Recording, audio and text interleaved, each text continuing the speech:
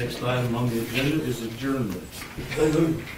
See ya. That we adjourn. Councilman Helen.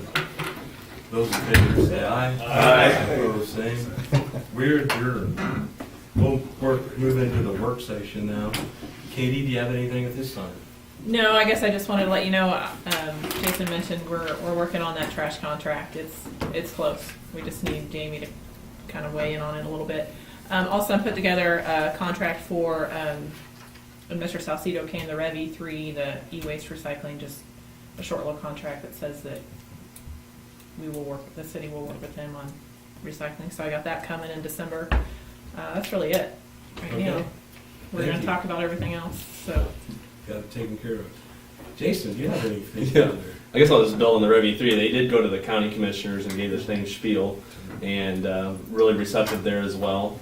And so they're kind of actually really excited about it, kind of like we talked about, getting some of that tonnage out of the dump, and so they're already pushing off into a separate section all those types of items that they can identify for them to come pick up. So it's pretty exciting that, it's kind of two components, especially in this area, you really need it, so that we can kind of, let citizens know that, hey, if you have an old computer, you have old whatever, coffee maker, whatever it is, set that aside, just put that in your garage and then just give them a call and they'll come pick it up. You don't have to put it in the trash, so it keeps the tonnage down for the city, hopefully, if we can educate people. So I think that's part of what we're working with them on, and putting that in their utility sign-ups, and I hope to kind of push more of that out even on Facebook, some of that stuff, just to kind of let people know, hey, let's keep this out of the landfill, and here's who to call.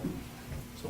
They have good response time. Yeah, do they? Okay, yeah. Well, it's funny, my office right now, there's a big old tower from probably 2004 sitting in there. I probably got about 3 laptops and that, because they're probably sitting in people's basements because they don't know what to do with them. So now this is a great way for Yeah, something. Lee walked through mine. Do you guys want that? Yeah. Take that. They're still using it. So. It is nice. One update in case you do catch some flack, because sometimes you look confused between the county and the city. They are now charging for CRT tube monitors, the old glass big box TVs, just that pass through. So I mean, I guess maybe Lee correct. Are they just not accepting them? I can't remember. What They're charging for them out Okay. there. Okay, 'cause then to be disposed. to be disposed of, because they want to keep them out of the landfill too. Which those are pretty much on the there's not a lot of those left anymore. But that's just a straight pass through for the most part cost going to Rev E3. So that way it keeps them out of the landfill and keeps all those toxins out of there. So just in case you get some comments from citizens. Okay, thank you. Under discussion items, the first item of discussion is the airport farm lease. Yep. So this is another lease that kind of walked up on us a little bit here, probably with all the transitions and changes here, but we'll have those on our calendar so they don't surprise us so much. But we kind of made just the decision to just go ahead and renew it for another 1 year with JJ Farms, since we kind of got a going thing here. And we relayed this in a letter to them. We sent that out at the end of last week. But we also put in that letter that in 6 months we will start the process to actually bid it out properly. But it renews December 1st here, so we were kind of under the gun to get that done. So the nice thing is they are nice to work with. They help work with us through the airport remodel, runway extension, etc. So it's not necessarily a bad thing. We just want to let you know that that's why we're going through that process. So expect to see that here in the next, hopefully, meeting or two to get that signed and executed. So that's all I have on When that. did that letter go out? We send it out, I believe, Wednesday or Last Thursday. Wednesday or Thursday, I can't remember which day it I was. haven't heard anything. Not yet. So I'll probably reach out tomorrow. Yeah, I guess just so you're what we request, as Jason said, just to, like this agreement says, it'll just roll over for the extra year, and then there is that extra 15 acres that was kind of blocked off for construction, but it can now be farmed. So we just ask that they pay for that, obviously, if they're gonna farm that 15 acres to pay for that. And then we will get it out for bids. It just snuck up on me, so. Those things happen. Yeah. We've had a lot of change. Yeah, exactly. Yeah. Yeah. The last 6 months or so. And I guess when we're talking about farm leases, we did fix the waterway on the Murrow farm just in case you were wondering or seen it or driven by it. It's beautiful. They did a great job. City guys actually were able to fix that, Click's crew, and put a lot of material in there to pack that into some big holes, a really big cut into the tree line. They're also going to, the farmers working with them, they're gonna actually plant some wheat in there. We're gonna use that stubble since it's kind of late in the year to really establish a good waterway. That wheat will hopefully, should spring up and hold it, and then when they cut it, they'll leave the stubble there and then see how it's doing, and Click's kind of thinking we'll just drill into that to kind of help establish that permanent waterway. So I think it's gonna be a really good solution, and it looks great. They did a fantastic job compared to what it was before. The only thing we're kicking ourselves is we didn't take good before pictures, but it was a really good job. So, sorry, a little side note there. Yeah, North Campus lots. So basically, this is something we talked about a couple of weeks ago, and it's on the table there. It's kind of big and hard to scan and all sorts of stuff, and it's just big pictures, so I figured it's pretty easy to look at. Currently, if you look at this one, I kind of wrote current on. It's got more colors on it. That's kind of how it's currently zoned. And basically, the way that's working, obviously the green is the commercial. That's where the Dollar General is, and that empty lot is. These yellow are part of the R2 residential district. So that allows for up to a multifamily, like maybe a duplex, I think maybe even a fourplex, if I can remember right. Mixed use. Mixed, Yeah. no, well, the R2. This is R2. Are you sure that's what that is? Because I remember that being I know. commercial. I keep getting conflicting things, but this is from, that's why I put this supporting document on So here. that's This is the what we commercial. have with the zoning group that did that all for us, and it's zoned. It's R2. Pretty sure my fingers, yeah. See, mixed use, but yeah, see the R2 for the college dipped down in there and captures those. The R2 there is Oh. across the street. Yep. Yep, so. No, no, So anyway, so basically, then beyond that, if you look again on this supporting document here, the middle section of lots here is kind of a mixed use, which I think it allows for really light commercial kind of mixed in with housing, et cetera. And I'm not sure if that is maybe the best way to do. I don't know. It makes me nervous that those may not sell, because right now the ones that are selling are all down here, where it's guaranteed it's all going to be houses. I mean, that's where we're getting all of our sales right now. We do have a fair amount sold. I guess we do have two up in here, so I misspoke. But we, that's the majority of them are in here over in this where it's zoned R1 residential. So that's just single family homes. So kind of what I was proposing, again, just to simplify it, and I think to keep that all just houses in there, was that second one that proposed where it's a lot more orange. Kind of basically just kind of removes that mixed use. Now, I'm not opposed, that's why I was kind of wanting feedback. I'm not opposed to maybe taking that to an R2 even further down, because, I don't see a lot of them around here. Up where I came from, they're super popular, so since we're in kind of that aging population, kind of those condos, it looks like two little ranch houses stuck together. I mean, people love them. They don't have to do snow or grass, and they're just kind of, so that would allow that in there, so we could push this down, and this yellow further down into some of those. But yeah, it could also be just single family homes, it gives us more flexibility. But how I got it drawn up here is just basically we'll just, keep that R1 and just push it up into all of it. Just kind of say, yeah, that's all single family homes. And then we're able to just kind of, what I proposed here, is kind of just a mock-up of kind of what we would put up there, maybe two of those, and one out kind of on the highway, and one on North Walnut, because that's where everybody goes by, something like this. It should have all the lots laid out, it'll have all the prices on it, have the zoning on it, and who to contact, and that way people know. I think between that and hopefully we'll get some houses popped up in there pretty soon that are visible. I know there's that one, but it doesn't really feel like it's in that development. Beautiful house, they did a great job right there on the corner. So I didn't know what your feedback was on that. This has kind of been your guys' thing here for a while, so I want to make sure it kind of fits what you're thinking, but maybe simplifies it and make sure that people can buy confidently, that they know what they're going to be building next to, when they're spending $300,000-$400,000 on a house. So. Business right across. Well, that's the concern, yeah, that you'd have that. That would be my concern. All I remember is the conversation we had when we made the mixed uses. We didn't want to tell anybody no. Sure. That's what that was. That was I the open understand. yes. Yeah, You want it? Yes. yeah, I understand.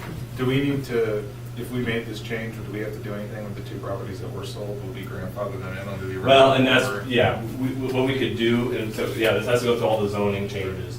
So I think what we could do is we could talk to them, and if the way it is in Iowa, they could change their zoning too and be fine with that, because I'm guessing, I don't know who bought this. We'd have to find out what their intentions were, I guess. On when they bought Walnut it. is Precision Contracting and Brummer and Miller. Two Two contractors. House, yeah. So, yeah, they might be fine just going to that zoning too and not even doing grandfathering type thing. But yeah, I guess to me, what if we wanted to, that's where we could put in this yellow, you could put more of the businessy stuff in there. I kind of just left that as that R2, which maybe allow for condos, you could probably put quite a few. Well, that was the original intent of it. Yeah. That was gonna be Commercial, yeah. I'm really surprised that it's. Yeah. Residential. Yeah, that surprised me too. I didn't think Well, yeah, I think you're, Matt, you're right. I just don't know if it got done that way correctly, because I think Heather said it, you said it, Katie said it, like, everybody kind of keep, well, that's not what this said, or whatever, that's not what that thing says, so.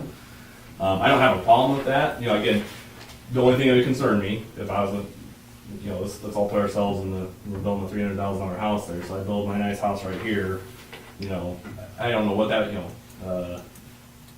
well, I can't even think of something that would go in there, but, dentist office or something like that, which isn't the worst thing, but I don't know what we'd want. I'd have to look at our commercial zoning to say, hey, it could only be like office seat, space type stuff, because probably what you don't want is a car repair shop there. And some of that, you question whether you'd even want to look at a parking lot. Yeah, Cars all the time yeah, from a- and so that's kind of what I think you'd rather look at maybe more dense, What if a person come in and wanted to put a $400,000 home in that area? right there, they Yeah. could. Yeah, The way it's zoned, it's R2 R2, allows you could. more open. Yep, Okay. you could, yep. R1 is more restrictive, R2 allows for. What I kind of see is kind of more of a layering, so you have this, you kind of have an R2, which, yeah, somebody could pop a big house on there, they might put some more of a multifamily type dwellings in there. And then, again, when I start, remember, but, let's say roadside park, there's always roadside park, that's fine. But if it ever, for some reason, 20 years from now became commercial, I don't know, we're just spitballing here. You would have it layered right. I'm not, again, please don't start, but I'm just saying. For all intents and purposes, it acts like a highway frontage. He's type tweeting thing. it already. Yeah, no. I'm just saying. I don't do the Twitter. Yeah. It's Facebook. The Facebook.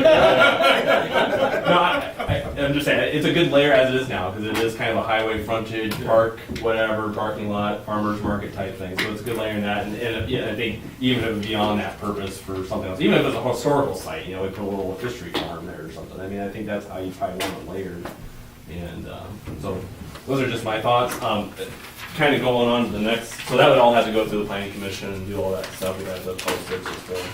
It really looks nice up there when they took that fence out. Yes. From the roadside park. Yeah. It really cleaned that up. Well, The appearance a lot. yeah, and I think that's what you could do. Even if you were going to build some nice houses, if I was a developer personally, and I was going to put in, I don't know, I'd have to march off maybe 3 buildings or 4 buildings or 5 buildings, or let's say duplexes in there, make them real nice. I'd probably do some sort of screening on the back side, some berming trees, even if it was a park or not, just for the highway noise, et cetera. So Privacy fence. yeah, exactly, because those people, especially, unless they're building a big house, the multifamily, they're not looking for much of a yard or anything, they just want, a place to sit, so,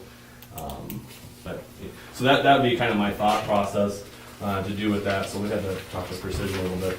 This big sheet right here was kind of currently, our lot prices are all over the map, because basically we just said, hey, what's the appraised value, which is really interesting, is the appraised value technically says this is what the value is if they're improved. So we're kind of taking that and then adding our improvements on top of it, which is fine. We're recouping our costs, but so just so you knew that. But so this is kind of hard to build, so I'm sorry if it's kind of confusing. But this far column, way over here, we'll have the screen up here as soon as I can show you this stuff easier, but is currently what we would be charging for these lots, okay? So for some of the same lots, you're ranging from $9,000 to $20,000 for basically the same lot. Because some are on the corner, some aren't, but I'll go back a little bit to my history, so typically a developer, he'd even, in Fairfax, for example, he put in the streets, the sewer, everything, we would accept it, okay? Then he's just going through and he's charging $45,000 a lot. He doesn't care where it's at. Now, again, there's a really nice big one, he might charge $55,000 or something like that, but for the most part, they're pretty cookie cutter, boom, boom, boom, boom, boom.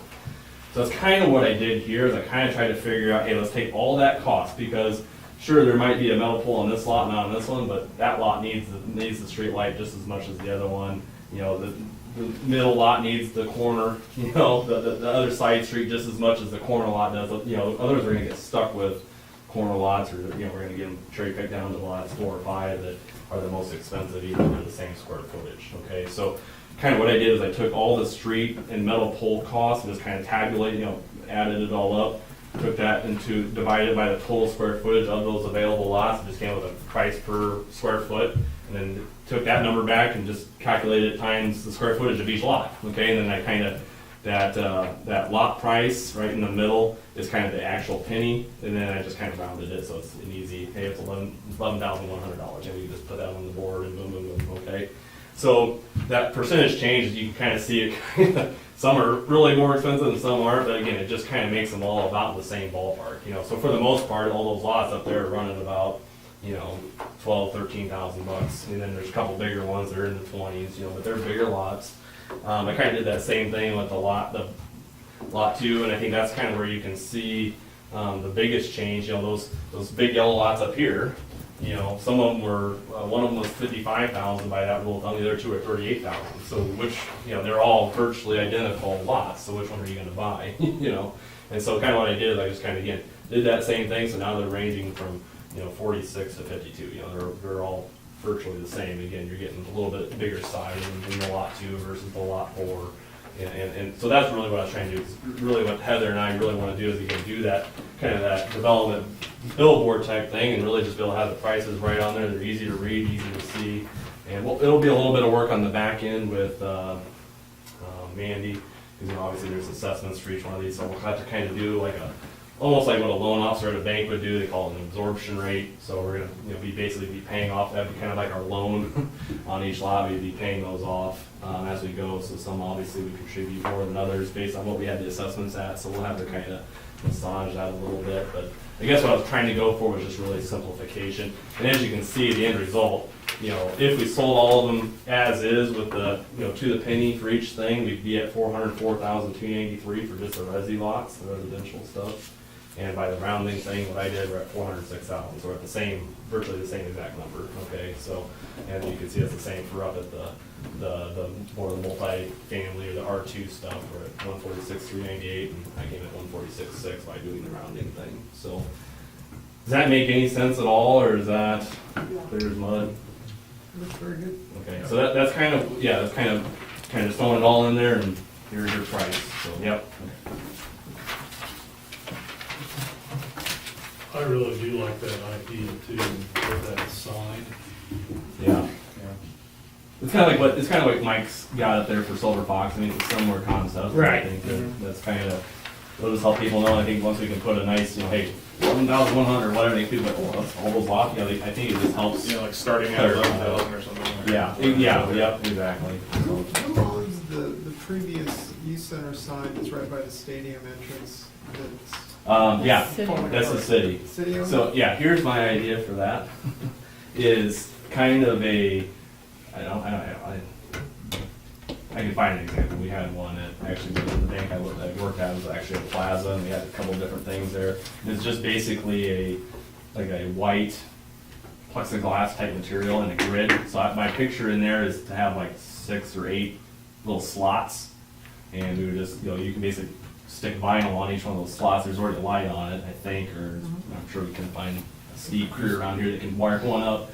And you would just build, you know, early learning center, just slide in and just be like a frame, you know, just a grid work, and you just slide those in and out. So I kind of want to put, you know, library, law enforcement center, so I'm just going to use that, repurpose that sign for all the things that we have up there, because that way people know what's up there. Trail. So, yeah, trail, yeah, whatever. So, and that way, you know, when one closes or changes, you just take that sticker off and slap a new one on. That's kind of what we did for this particular, you know, just if you ever look at any sort of a strip mall, it's a similar concept. So that would be my idea.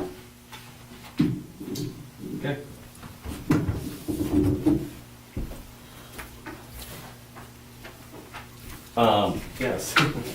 so the next piece then is the council and ward change. So we had a good vote turnout. Obviously, it was during the general, but I think people we passed it at 72% positive. So that was a good thing. People seem to pick up on that pretty well. Kind of what I laid on the table, and sorry that was late Tuesday night. Of course, we were all up till wee hours of the night trying to see who was going to be our president.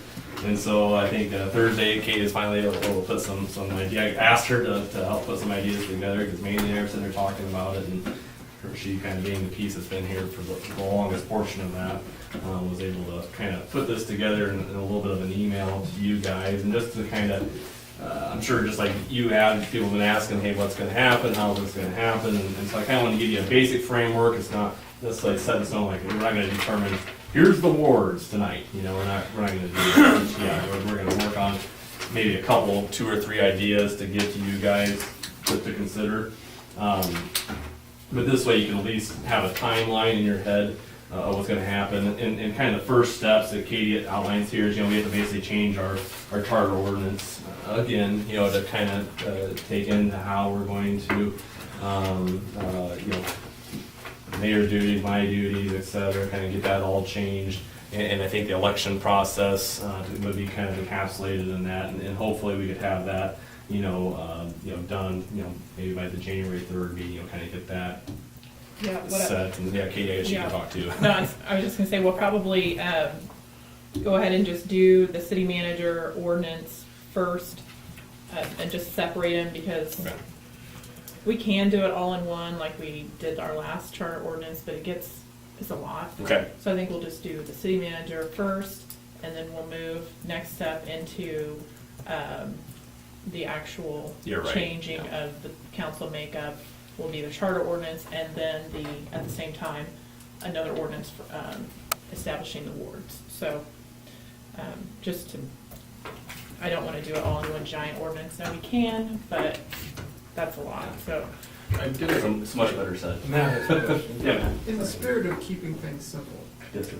the county commission divides Beloit by the 1st and 2nd ward is Tom Clausen's county commission district, and 3rd and 4th is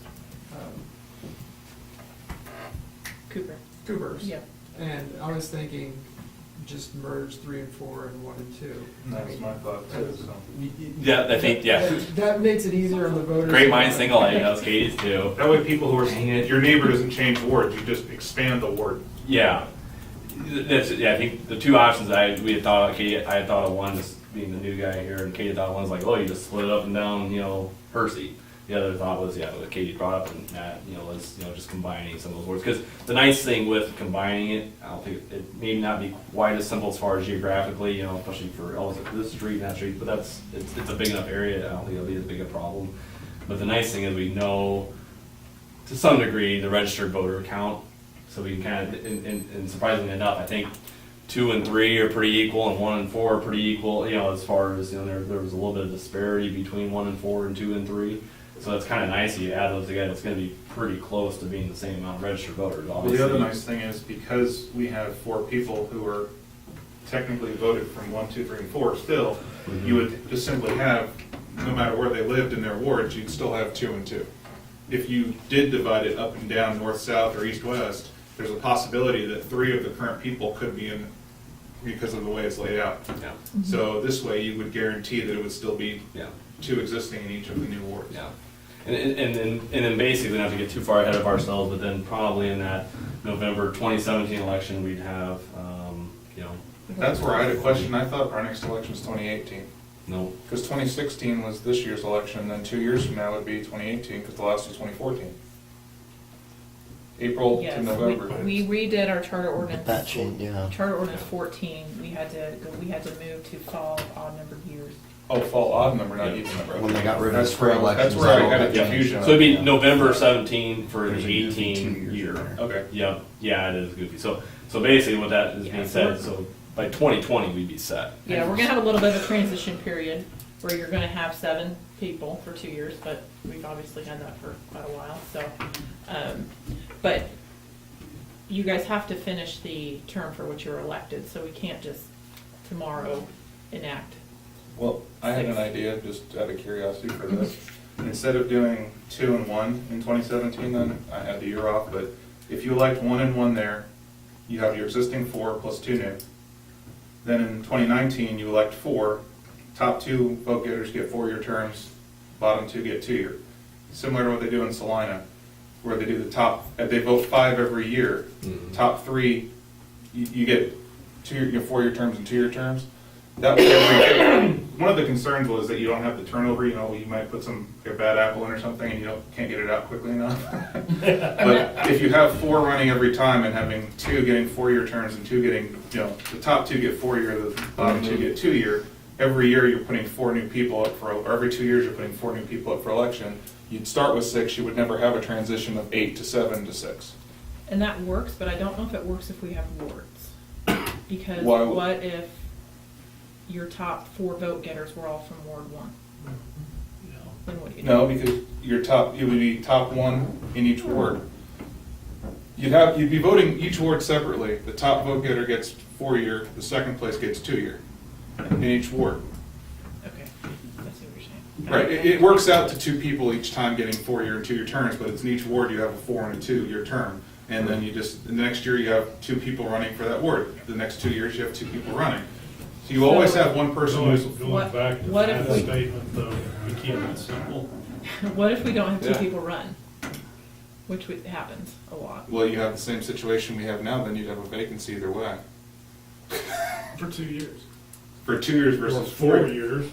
No. Because they wouldn't be the top That vote. would be tough. Right, you would automatically still have, that's the nice thing about doing it. Every 2 years you're putting 4 people up for election. But your statement about not being able to get the bad apple out, what if the bad apple is the 4-year winner? Well, term limits will eventually get enough. Yeah, but the idea is every 2 years you have 4 people up rather than just 3 or a weird 2 to 1 split, because that's just a little odd. This year there's 2 people running, but next year there's only 1 seat running. This way it's just a consistent, every 2 years you have 2 people up for election, just one of them gets a 4-year, one of them gets a 2-year. That's just a thought. Yeah, and I think that's what we'd have to maybe come up with a couple ideas. I think either way, in 17 and 19, you're gonna have some, basically, I guess the way you talk to citizens, in 17 and 19, you're gonna have parts of the transition into the seating of the council. So yeah, that's gonna be, yeah, Lloyd? Will this have any effect on the term limits? That is by charter ordinance. I guess that's up to you guys. You'd have to propose changing that Well, if charter we're gonna ordinance. go that route, though. Yeah, that would, Mess it up. Well, it's just 2 election cycles, right? If you're elected twice in a row, then you I guess you get gotta- running again. I believe it reads 2 successive 4-year terms, so we'd have to change that to, Just 2 terms, or? yeah. I have to think about this. You guys have chosen a form that no one else seems to have, so I have to think about how to make this work. So let me do some thinking on that. Yeah. But anyway, that's what we have. Yeah.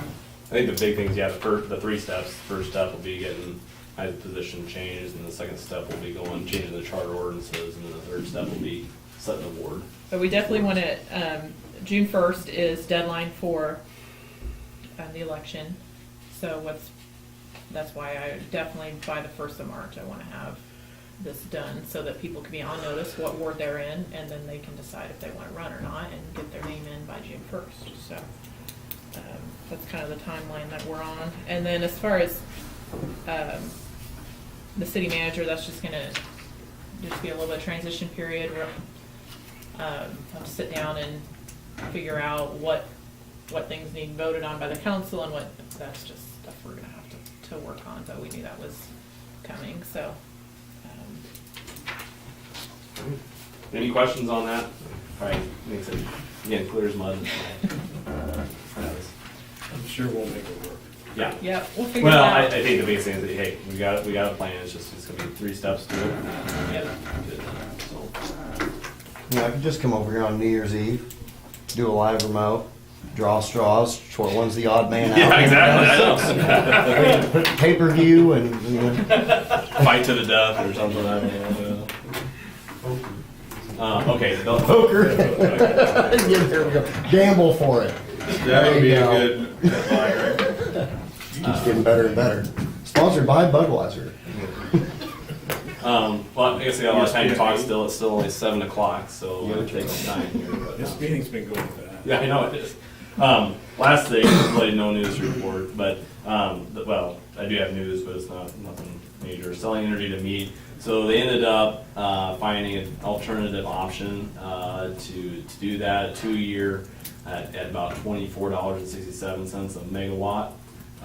And I kind of felt that I was losing my grip on it a little bit, so I did tell them, like, you know, I might be able to get 2 years at 33, but, you know, of course, once they came back and said, yeah, it's 2 years at 24.67 somewhere else, some other power thing, I was like, yeah, we can't, you know, there's no way we can touch that. So we'll look for other opportunities. You know, Scott's gonna look for some other ideas for that GRDA contract and that capacity there, and see if there's other opportunities that make sense for us and fit what we want to do, but